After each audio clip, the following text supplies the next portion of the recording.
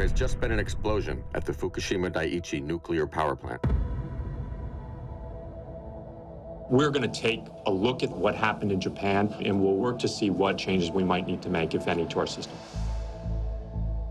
35 miles north of New York City, in Buchanan, New York, is where you'll find the nuclear power plant known as Indian Point. Officials are studying the plant's safety in the wake of Japan's disaster. This is an area which is vulnerable to earthquakes. There is not an evacuation plan that's workable. This plant in this proximity to New York City was never a good risk.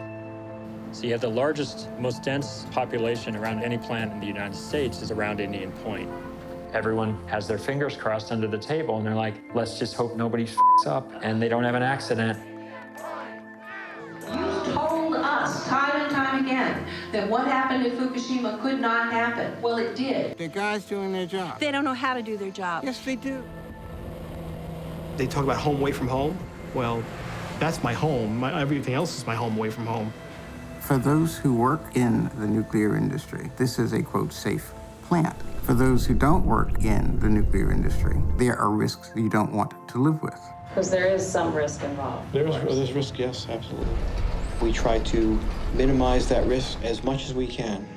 That's our job. Many of these plants may have been operating for 40 years, but the design concepts are 50, 60 years old. There's a certain point at which you have to say enough is enough. This plant could run way longer than 30 years, way longer than 50 years. I don't see why we can't just continue to inspect and replace and repair as necessary. You say we don't need things to be looked at because the industry says it's too costly. What does that make you but whores to the industry?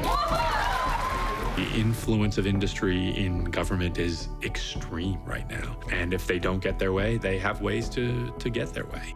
With so much attention focused on Indian Point, the future of nuclear plants in the United States might depend on what happens here.